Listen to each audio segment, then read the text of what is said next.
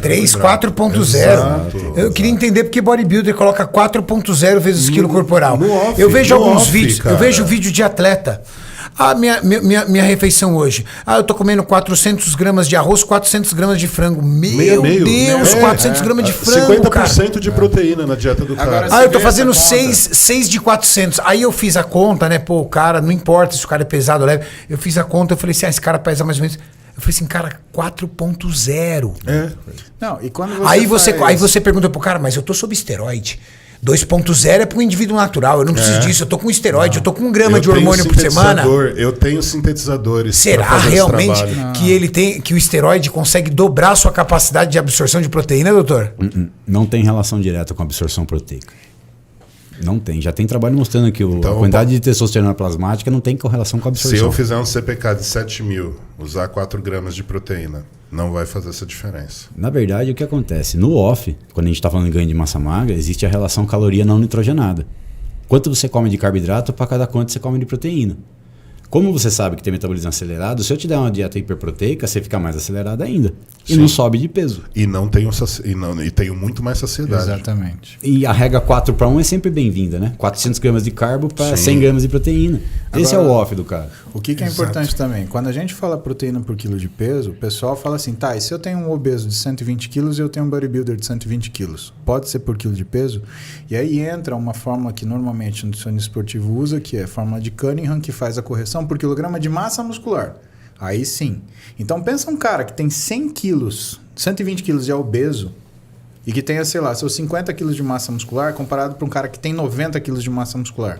Imagina o cara que tem 120 comendo 4 gramas de proteína por quilo de peso, por 120, 480. Quanto que ele está comendo em relação ao que ele realmente tem de massa muscular? Ele está fazendo a urina mais cara do mundo. Tá? Agora, o que eu vou te mostrar? Você vai gostar disso. Põe na página 50 aí, Maurício. 50 não, 40, por favor. No slide 40. Vai descendo aí. Exatamente. Tá aqui o seu trabalho, do Lancha Júnior e do Gualano. Moleque, parece que a gente combinou. Sim, mas não combinou. Não combina, mas é porque quando a informação é verídica, de qualidade, feito por pessoas competentes, acaba conflitando mesmo em zero. É sempre... concordante, nunca conflitante. Esse é o trabalho que o Felipe falou sobre a lesão renal, suposta lesão renal em paciente que tem um rim só e que consumiu proteína. Agora, volta para mim, por favor, Maurício, no slide 33, por gentileza. Olha como a questão da alimentação é delicada. A gente está falando aqui até a ordem dos alimentos, ele faz diferente. Então, esse é um trabalho de um cara chamado Alpana Shukla, tá? Que ele faz a ordem dos alimentos. E esse trabalho é muito legal. Por quê? Porque ele fala assim, tá, e se eu comer o carboidrato antes e a proteína depois? É diferente de comer a proteína antes e o carboidrato depois? É diferente de comer os dois juntos? Boa pergunta. Tá aí, eu tenho que fazer uma refeição carboidrato-proteína? Exatamente. Isso independente de... Não vamos pensar na questão da digestão do carboidrato. Demora mais para digerir, demora menos para digerir se eu misturar com a proteína. Vamos falar em absorção de macronutriente. Mais do que a absorção de macronutrientes, você tem que ver qual que é o efeito metabólico daquilo. Por quê? Porque quando você tem um carboidrato que tem uma alta velocidade de absorção, você tem uma deturpação da glicemia. Exemplo, arroz branco. Arroz branco não é um carboidrato simples, é um carboidrato complexo. Estou mentindo, só que ele tem uma absorção rápida. Glicemia alta. Exatamente. Então, algumas pessoas elas têm uma forma diferente de reagir. Você tem gente que tem uma resistência periférica tranquila, para ele normal. É a mesma coisa que comer, sei lá, batata doce, mas tem gente que não. Para mim, é o carboidrato mais utilizado pelo bodybuilder é o arroz. Posso levantar? Branco. Eu preciso ir no banheiro. Vai lá. Você vai me deixar sozinho, né, viado? Não, eu já volto rapidão. Doutor Donato é juvenil ainda nessas coisas. Aí o que acontece? O que o Alpana mostrou aqui? Ele fez uma experiência sensacional. Ele falou assim, então vamos fazer o seguinte, vamos comer carboidrato primeiro, ver como é que fica insulina, glicose e GLP-1, né, que faz a adequação desse funcionamento, que desse equilíbrio. Que é o chip que você já usou. Sim, exatamente. Para ver aquele chip era para ver a glicemia só, né? Mas aqui ele estava estudando glicemia, insulina e a liberação de GLP-1. E aí, ele fez o contrário. Vamos comer a proteína primeiro, vamos ver o que acontece e vamos comer os dois juntos para ver o que acontece. O que é genial do trabalho do Alpan Shukla? É genial, porque como que ele vai comer os dois juntos? Se você faz um prato de arroz e feijão, você pode pegar às vezes mais arroz, mais feijão, o cara dá um sanduíche para a pessoa. Ou seja, se ela morde o pão, que é o carboidrato, e a carne, que é a proteína, ela come os dois juntos exatamente no mesmo momento. Então, realmente não tem como fugir. E o que é o resultado desse estudo? Qual que foi a evidência que ele trouxe? Ele trouxe que se você come a proteína antes e o carboidrato depois, você tem você tem valores menores de glicemia pós-prandial, mostrando o quê? Que você tem um aproveitamento melhor daquela refeição. E se você tem uma oscilação glicêmica menor, você também tem mais saciedade e maior aproveitamento daquela refeição. Então a nutrição ela é delicada ao ponto de até a ordem do que você está comendo ela interferir. O trabalho então com a carne é diferente. Não dá pra gente sentar que nem tem uma galera que fala não, é a mesma coisa comer isso daquilo. Não, não é.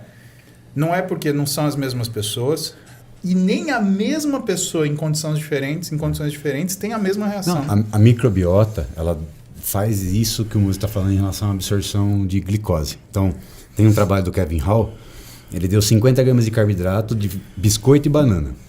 O paciente 1, a banana subiu a glicemia. O paciente 2, a banana não subiu a glicemia e o biscoito subiu. Então, cada um aqui da mesa vai responder de uma forma. De uma forma. O princípio da individualidade. E lembra da avó quando falava para você comer a salada antes? Exatamente. Pra mim, até hoje. Que eu escuto Fala aí, isso. Maurício. E você não faz, né, Maurício? Não, eu como antes salada. Saladinha para Perguntas, Mauricião? Eu como antes salada pra ver se dá uma saciada. Vamos lá, o Ed Carlos mandou uma pergunta aqui interessante até. Muito boa noite a todo mundo, sou fã de vocês. Tenho 105 quilos, faço treino de musculação, mas estou encontrando dificuldades para perder peso. Poderão me dizer um exemplo de dieta? Não tenho condição de pagar um nutricionista. Tá. Eu vou melhorar a pergunta dele, como a galera gosta que eu falo. Vou melhorar a pergunta dele, porque senão é impossível responder. Qual a sua dieta preferida para emagrecimento, Dr. Donato? Eu gosto de uma dieta chamada dieta 33%.